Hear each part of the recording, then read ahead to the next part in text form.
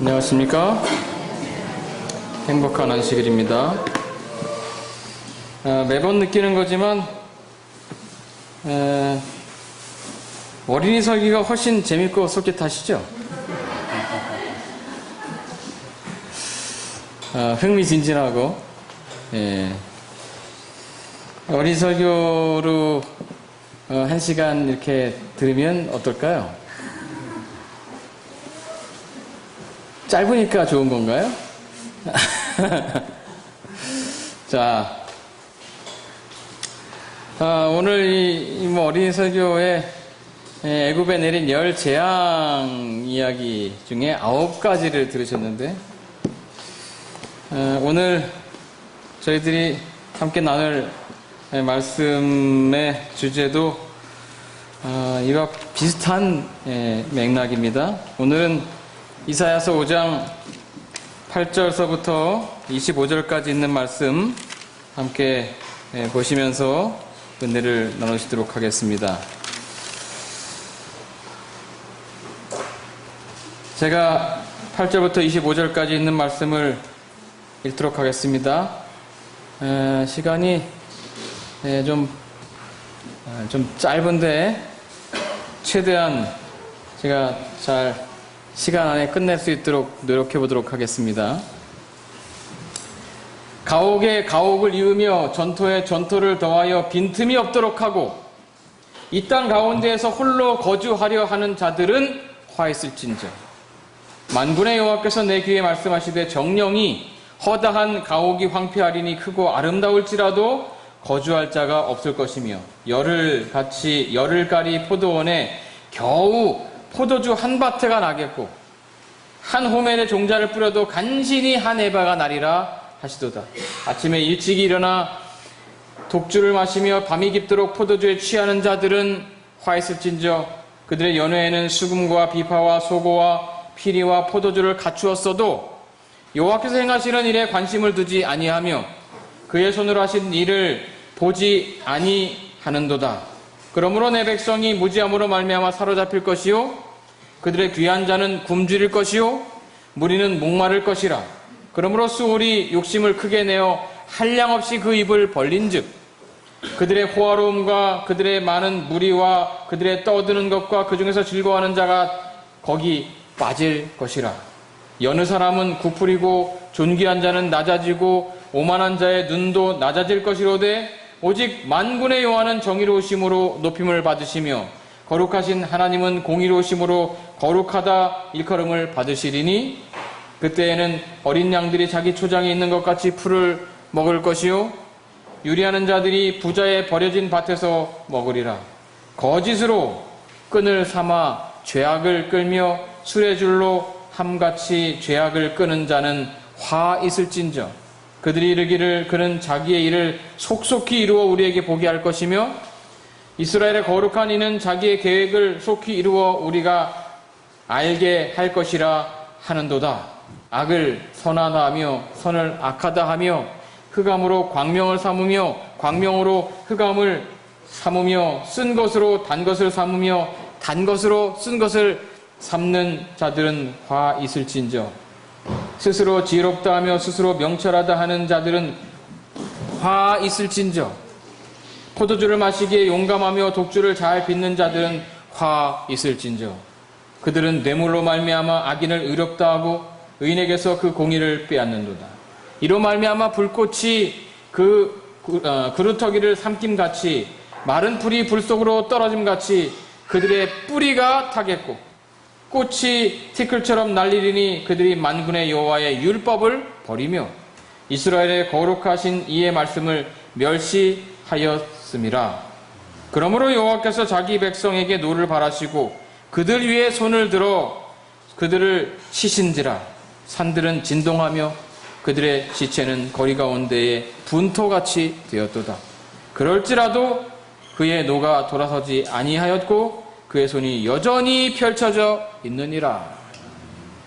성경에는 화 있을진저, 화가 있도다, 화로다 하는 말들이 등장하는데 사실 이 말은 슬픔과 절망 앞에서 아 슬프다 오호라 하고 이렇게 외치는 감탄사입니다.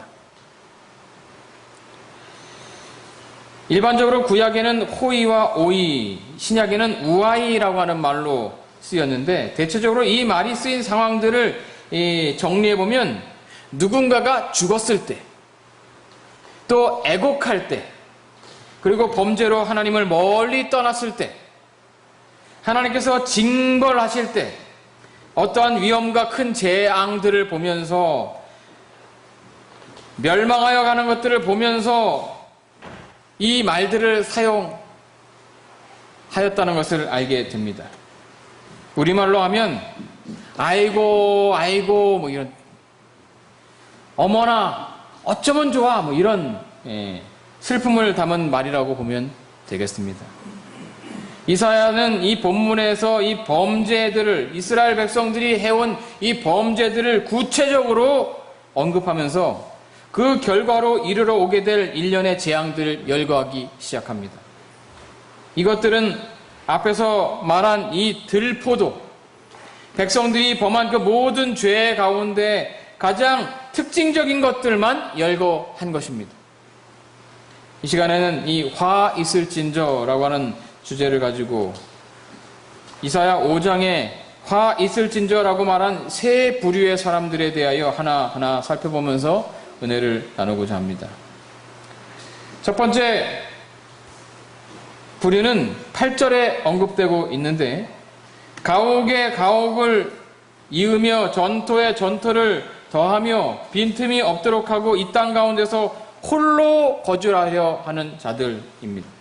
현대화 번역에는 도시의 집들을 혼자 다 차지하고 평야의 농토를 혼자 다 차지하여 이 나라에서 저 혼자 살듯이 어느 곳마다 다 차지하는 자들아 저주를 받아라 이렇게 되어 있습니다.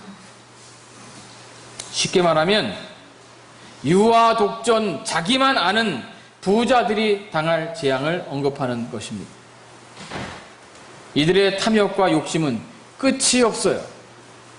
하나님께서는 원래 이스라엘 이 모든 백성들이 각각 자기 땅을 소유한 사람들이 되도록 계획하셨어요. 우리가 지난주 또 이번 주 교과 공부를 통해서 우리가 이해하시고 아는 것처럼 하나님께서는 희년이라고 하는 제도를 통해서 한 사람이 이 다른 사람의 땅을 소유하는 것을 방지하셨습니다. 토지는 하나님의 것이라고 분명히 말씀하셨어요. 그런데 이러한 말씀을 하는 것을 보면 희년이라고 하는 이 하나님의 제도가 하나님의 말씀이 철저하게 무시되고 백성들 간에 이 지배 계급이 나타나게 된 것을 알 수 있습니다. 안식년만 돼도 내 집안에 종이 어쩔 수 없이 종이 된 사람들을 어떻게 하도록 되어 있어요? 다 해방시켜 주도록 되어 있어요. 그들이 뭐 갚았든지 못 갚았든지 간에. 그런데 이러한 것들이 다 무시되고 그냥 자기 소유를 불리는 일에, 남을 지배하는 일에, 내가 내 말로 다른 사람들을 다스리는 일에 사람들이 그곳에 너무 모든 생각들과 의지들을 사용하는 것을 보게 되는 것입니다. 미가서 2장 2절에도 이 동일한 죄에 대하여 이렇게 말합니다. 밭들을 탐하여 빼앗고 집들을 탐하여 차지하니 그들이 남자와 그의 집과 사람과 그의 산업을 강탈하도다. 이러한 사람들은 다른 사람들이 어떻게 살아가는지에 대하여는 도무지 관심이 없습니다. 그저 나는 열심히 벌어서 재산을 모았고 남들은 그렇지 않았다고 생각하죠. 그들은 모세를 통하여 주어진 사회복지나 구제제도에 대한 하나의 말씀을 무시하면서 하나님은 안주게도 없었습니다. 그들에게는 오직 돈이 최고였습니다. 예수께서도 이러한 사람들에 대해 이렇게 말씀하셨었죠. 누가복음 12장 16절로 21절에 비유를 말씀하셨는데, 한 부자가 있었는데 이 부자가 뭐예요? 곡식 쌓아둘 곳이 없으니까 어떻게 해요? 네, 너무 이제 쌓아줄 자리가 없으니까 이거 좀 못 먹는 사람한테 나눠줘야지 라고 생각하는 것이 아니라 어떻게 해요? 땅을 더 사고 이 창고를 더 지어서 이 곡식들을 쌓아놔야지 라고 하는 것입니다. 내가 여러 해 쓸 것들을 많이 쌓아두었으니 자, 편안히 쉬고 먹고 마시고 즐거워하자. 하나님께서 뭐라고 그러세요? 이 어리석은 자야, 곧 죽을 줄도 알지 못하면서 네가 죽으면 이 모든 것들이 다 어떻게 되는지 전혀 알지 못하면서, 그러면서 21절에 자기를 위하여 재물을 쌓아두고 하나님께 대하여 부유하지 못한 자가 다 이와 같으니라 그랬어요. 이상하죠? 이게 지금 누구한테 하는 일이에요? 내 다른 사람들한테 나눠주지 않고 그냥 나 혼자 이렇게 차지하고 내 집 잘 짓고 나 이렇게 열심히 살아가는데, 내가 번 돈 갖고 내가 사는데 하나님께서는 뭐라고 그래요? 나한테 부유하지 않았다 이렇게 얘기해요. 네가 살아가는 목적이 지금 어디에 있는지 잘 살펴보라는 것입니다. 다른 사람들은 다 안중에도 그 사람들은 게을리니까 저렇게 살지. 열심히 일해봐 나처럼 이렇게 하지. 그러나 하나님께서는 그렇게 생각하지 않으시는 것입니다. 그들에게 하지 않은 것이 다 누구한테 하지 않은 것이다? 나한테 하지 않은 것이다. 희년이 없는 이 자본주의의 제도의 폐단을 꼽으라고 하면 바로 이것입니다. 부자는 더 부해지고 가난한 사람은 더 가난해지는 부익부 빈익빈 현상. 정말 이 세상은 돈 없이는 도저히 살 수 없을 듯이 보이는 세상입니다. 사람들은 지금 우리가 사는 세상이 아무리 땀을 흘리며 성실하게 노력해도 갑부는 될 수 없는 세상이라고 말합니다. 개천에서 용나던 시절은 다 지나갔다고 그래요. 그저 돈이 돈을 버는 세상이라고 말합니다. 이 땅에 하나님의 율법이 무시되고 있는 한 희망이 없는 것입니다.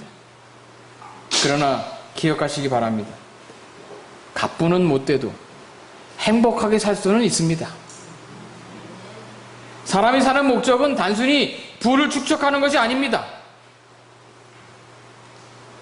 하나님께서는 사람의 행복을 거기다 두지 않으셨어요. 사람이 돈으로 문명의 이기들을 마음껏 누리며 살 수는 있습니다. 그러나 거기에 쾌락은 있을지 몰라도 행복은 없는 것입니다. 솔로몬은 그 모든 부귀영화를 누려본 다음에 이렇게 말하죠. 전도서 3장 22절, 나는 사람이 자기 일에 즐거워하는 것보다 더 나은 것이 없음을 보았나니 이는 그것이 그의 몫이기 때문이라. 전도서 5장 18절, 사람이 하나님께서 그에게 주신 바 그 일평생에 먹고 마시며 해 아래서 하는 모든 수고 중에서 낙을 보는 것이 선하고 아름다움을 내가 보았나니 그것이 그의 몫이로다.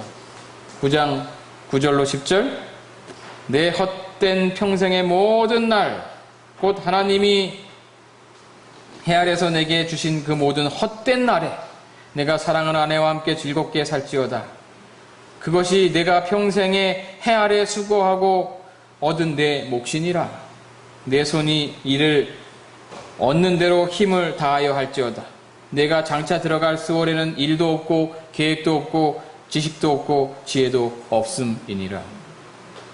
그러므로 일의 결국을 다 들었으니 하나님을 경외하고 그의 명령들을 지킬지어다. 이것이 모든 사람의 본분이니라. 그런데 사람들은 물질의 목숨을 걸고 살아갑니다. 가진 것으로 만족하려고 하지 않고 더 많은 것들을 소유하려고 합니다. 저 사람들처럼 살지 못하니까 내가 불행하다고 생각하는 것입니다. 이사야 시대에도 그랬어요. 그들에게 하나님은 없었습니다. 아둥바둥 살기에 바빴고 재산을 모은 일에 혈안이 되어 있었습니다. 그러나 하나님께서 그들이 지은 집들이 다 황폐하게 될 것이라고 말씀하십니다. 집도 무너지지만 그 집에 사람이 없는 것입니다. 사람이 없는데 집이 무슨 소용이 있겠습니까? 밭에 소산이 없는데 땅이 무슨 소용이라는 말입니까? 분명하게 말하지만 하나님 없이는 행복이 없습니다. 하나님 없는 재산은 아무 소용이 없어요. 하나님 없는 집은 아무 소용이 없는 것입니다. 마지막 때에 자기 소유를 의지한 모든 사람들은 화 있을진저 슬피 울며 통곡하게 될 것입니다. 우리 의림직의 성도들이시여, 돈은 악하지 않지만 하나님 없는 돈은 악입니다. 부자가 다 죄인은 아니지만 하나님 없는 부자는 죄인입니다. 우리 성도들이시여, 부와 하나님 중에서 선택해야 한다고 하면 하나님을 선택할 수 있는 믿음을 가지시기 바랍니다.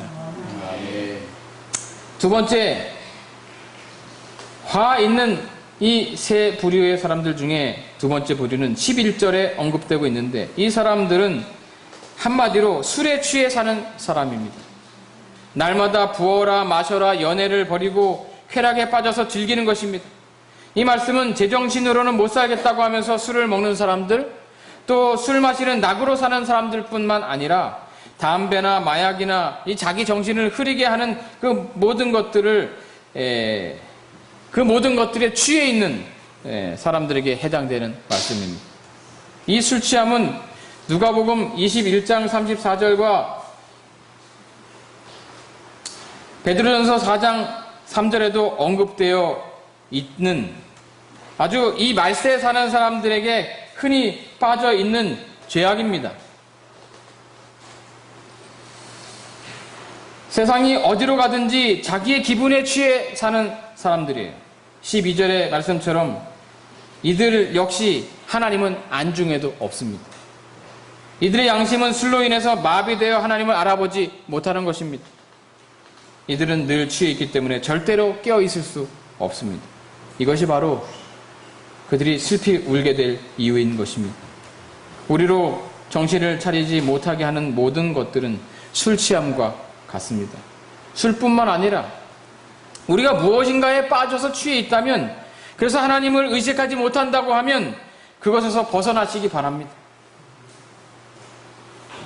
그것이 무엇이든 하나님께서 그것과 함께 하실 수 없다면 그것을 버려야 할 것입니다. 신명기 32장 17절에 보면 하나님께서 아주 의미심장한 말씀을 하시는데요. 함께 읽어보도록 하겠습니다. 그들은, 시작. 그들은 하나님께 제사하지 아니하고 귀신들에게 하였으니 곧 그들이 알지 못하던 신들, 근래에 들어온 새로운 신들, 너희 조상이들이 두려워하지 아니하던 것들이로다. 여기 어떤 신을 언급하시냐면 근래에 들어온 새로운 신들이래요. 마음을 홀리는 새로운 신들이 계속해서 생겨나는 것입니다. 우리 시대에는 예전에 없었던 신들, 우리가 벗어나지 못하고 취해 있는 어떤 것들이 있습니까? 뭐가 있어요? 예전에는 없었는데 우리가 섬기는 신들 뭐가 있습니까?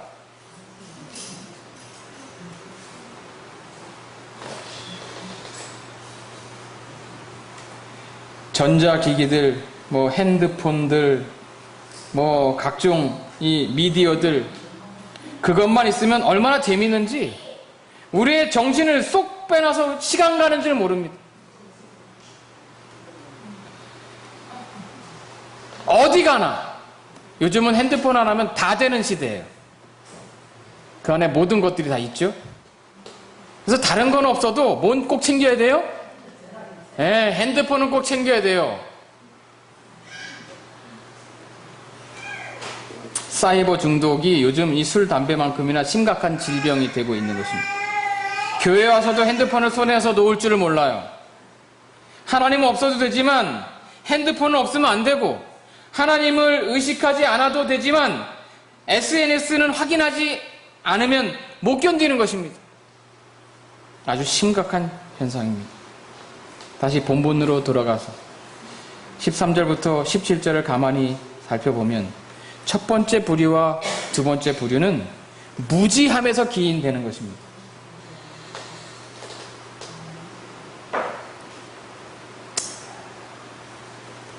돈에 취해서, 술에 취해서, 일에 취해서 하나님에 대하여, 그분의 말씀에 대하여, 세상의 이 종말에 대하여 무지한 것입니다. 관심이 없으니까 무지할 수밖에요. 결국 장차 하나님께서 높임을 받게 될 그날에 그들에게는 화가 있을 것인데 그들의 신세를 한탄하면서 그들의 무지함을 탓하며 슬피 울게 될 것입니다. 우리 의림주교회 성도들이시여, 여러분들이 취해 있는 것은 무엇입니까? 여러분들로 하여금 하나님께서 하시는 일을 보지 못하게 하는 것은 무엇입니까? 하나님께서 계심을 느끼지 못할 정도로 여러분들을 정신 못 차리게 하는 것은 무엇입니까? 만약에 여러분들이 그런 것에 빠져 있다면 하나님께 의지하여서 그것들에서부터 돌아서시기 바랍니다. 정신을 차리고 하나님의 임재하심을 항상 느끼면서 하나님과 함께 동행하는 삶의 행복에 푹 빠져서 살게 되시기를 바랍니다. 시간이 다 돼서 세 번째 부류는 다음 시간에 말씀드리도록 하겠습니다. 요즘에 이러한 이 세태 가운데에서 사실 오늘서부터 저희가 2주 동안에 주말마다 성경학교를 하는데 사실은 저희 아이들 몇 명 안 되는 아이들이 주 대상이고 또 다른 이 아이들을 좀 데려오기 위해서 저희가 초청장도 전하고 하긴 했지만 요즘 아이들이 교회에서 재미를 느끼지 못해요. 교회 와서도 뭔가 자기들이 좋아하는 것들을 가지고 있어야 되는, 정말 예전과는 너무 다른 세상에 우리가 살고 있습니다. 이 아이들을 위해서 기도를 많이 해야 되고 또 이 아이들을 어떻게 하나님께 인도해야 되는가를 고민을 많이 해야 됩니다. 그러나 정말 중요한 것은 이 아이들에게 하나님을 가르치는 것입니다. 세상에는 좋은 것들이 너무 많아요. 교회에서 재미를 주려고 하면 그것은 그 아이들을 망하게 하는 것입니다. 교회에서는 뭘 줘야 돼요, 아이들한테? 하나님의 사랑과 말씀을 줘야 되는 것입니다. 그보다 더 중요한 것이 없어요. 그래서 우리가 비록 세상에 있지 않은 교회에만 있는 하나님에 대한 지식들을 그 아이들에게 전하는 귀중한 기회를 저희가 만들고 있는 것입니다. 성경학교를 위해서 여러분들 기도해 주시고 같이 협력해 주시기 바랍니다. 그래서 이 많은 아이들이 믿음 안에서, 말씀 안에서 잘 자라날 수 있게 되기를 바랍니다. 우선 우리 교회 안에 있는 아이들서부터 모든 그들의 삶의 목적이 하나님께 맞춰질 수 있도록 저희가 그렇게 가르치고 우리 어른들부터 그런 모습들을 아이들에게 보여주시면 좋겠습니다. 감사합니다.